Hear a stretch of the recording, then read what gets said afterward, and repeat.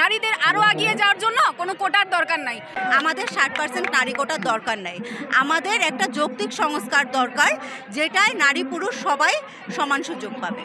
আমাদের সোনার বাংলায় আমরা কোনো ধরনের বৈষম্য চাই না। আমরা সব ধরনের কোটার বিরুদ্ধে দাঁড়িয়েছি এখানে। নারী পুরুষ সবার জন্য সমান অধিকার, সবাই ট্যালেন্টের মাধ্যমে যাবে। নারীদের আরও এগিয়ে যাওয়ার জন্য কোনো কোটার দরকার নাই। এখন নারীরা এত অগ্রগামী ছিল না, নারীরা এতটা এগিয়ে ছিল না। এখন আমরা মনে করি নারীরা যথেষ্ট এগিয়ে গিয়েছে। নারীদের আরও এগিয়ে যাওয়ার জন্য কোনো কোটার দরকার নাই। আমরা ইভেন এটাও প্রমাণ করতে পারবো যে নারীরাও মেধা দিয়ে আগাইতে পারে, নারীদের আর কোটার দরকার নাই। যেখানে আমাদের মেধা আছে, যেখানে আমরা পড়ালেখা করে এগিয়ে যেতে পারি, সেখানে কোটা কেন দরকার হবে আপনি আমাকে বলেন। যেই নারী গ্রামে আছে, কারো যদি পড়ালেখার ইচ্ছা থাকে, কারো যদি জীবনে এগিয়ে যাওয়ার ইচ্ছা থাকে, তার কোনো কোটার দরকার হবে না, ঠিক আছে? কারো সাহায্য নিয়ে বা কোনো কোটা দিয়ে জীবনে এগিয়ে যাওয়াটা প্রধান এগিয়ে যাওয়া হবে না। যদি তার মেধা থাকে, যদি তার ইচ্ছা থাকে, সে এমনিতেই এগিয়ে যেতে পারবে। আমাদের 60% নারী কোটার দরকার নাই। আমাদের একটা যৌক্তিক সংস্কার দরকার, যেটায় নারী পুরুষ সবাই সমান সুযোগ পাবে। নারীদের জন্য বিসিএসে 10% নারী কোটা আছে। এখন ঢাকা শহরে যে থেকেছে, যে ঢাকার নাম করে স্কুল কলেজে পড়েছে, সে 10% পাবে।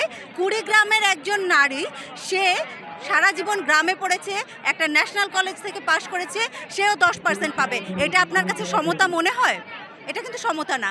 যদি কোটার যে যৌক্তিক ব্যবহার সেটা হয়, যেটাকে আমরা বলছি অনগ্রসর জাতিদের জন্য সামঞ্জস্যপূর্ণ কোটা, সেটা নারী পুরুষ সবার জন্যই প্রযোজ্য। আমি নারী, আমি অগ্রসর, এজন্য আমি মনে করি না যে আমি পিছিয়ে পড়া কেউ, যার জন্য আমাকে স্পেশাল কোনো সুযোগ সুবিধা দিয়ে এগিয়ে যেতে হবে। নারীরা এখন আগের তুলনায় অনেকটা এগিয়ে গিয়েছে। এজন্য আমরা মনে করি যে নারীরা যথেষ্ট অগ্রসর, তারা নিজেরা এগিয়ে আসতে সক্ষম। এজন্য কোটা প্রথা বা অন্য সুযোগ সুবিধার স্পেশাল কোনো কিছু দেওয়ার দরকার বলে মনে করছি। আমাদের সোনার বাংলায় আমরা কোনো ধরনের বৈষম্য চাই না।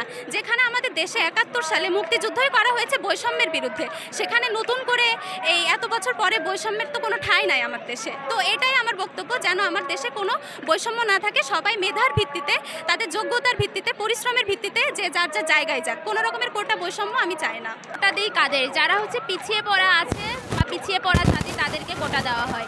কিন্তু এখানে কোটা যদি দেওয়া হয় যারা অলরেডি আমাদের সমানে আছে, তাদেরকে যদি কোটা দেওয়া হয়, তাহলে সেটা তারা আমাদের থেকে এগিয়ে যাচ্ছে, আর এখানে বৈষম্য সৃষ্টি হচ্ছে। আর আমরা চাই না যে বৈষম্য সৃষ্টি হোক, আর আমরা এই বৈষম্যের বিরুদ্ধে এখানে বসে আছি।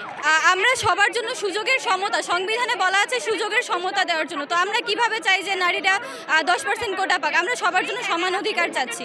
তো এই জন্য আমরা সব ধরনের কোটার বিরুদ্ধে দাঁড়িয়েছি এখানে। তো যদি প্রধানমন্ত্রী চান যে নারীদের অনগ্রসর মনে করে নারী কোটা রাখতে, তাহলে সেটা সংস্কার করতে পারেন। 10% নারী কোটা আমরা প্রয়োজনীয় মনে করছি না। অনগ্রসর জেলা বা অনগ্রসর আদিবাসী যারা, তারা যদি এগিয়ে আসতে চায়, তাদের জন্য রাখতে পারেন। 60% নারী কোটা একটা প্রাথমিক বিদ্যালয়ে রাখা উচিত না, সেটাকেও সংস্কার করে সমানুপাতিক আনা উচিত। যে পুরুষদের সাথে বৈষম্য হচ্ছে আমি মনে করি, কারণ এই যে 60% নারীরা এগিয়ে যাচ্ছে, সেখানে তাদের থেকে বেশি মার্কস পেয়েও তারা চাকরিটা পাচ্ছে না। তো আমি মনে করি দুজনেরই এখানে আসা উচিত, নারী পুরুষ উভয়েরই। আমরা চাই সমতা, নারী পুরুষ সবাইকে সমান সুযোগ দেওয়া হোক। আর কোটার যে বিষয়টা, কোটা তাদেরকেই দেওয়া হোক যারা কোটা সত্যিই যোগ্য, অযোগ্য কাউকে কোটা যেন না দেওয়া হোক। অনুসারে নারী পুরুষ সবার জন্য সমান অধিকার, সবাই ট্যালেন্টের মাধ্যমে যাবে। যাদের অ্যাকচুয়াল মেধা আছে তারা সব কিছুতেই পারবে। মেধাবী যারা, তারা কখনোই কোনো জায়গায় ঠেকে থাকবে না। তো মেধার বলে সবাই যেন যায়, এরকমভাবে কেউ প্রিভিলেজ পাবে, কেউ অপরচুনিটি পাবে, আর কেউ পাবে না, এরকম যেন কারোর সাথে না হয়। আমাদের 10% নারী কোটা চাই না, অবশ্যই চাই না। যারা মুক্তিযোদ্ধা, তাদের ছেলে মেয়েরা অন্তত সেই সুবিধা পেয়েছে, পাক। কিন্তু তৃতীয় প্রজন্ম, চতুর্থ প্রজন্ম এসে কেন সেই সুযোগ সুবিধাটা পাবে? কেন আমাদের সাথে বৈষম্য করা হবে?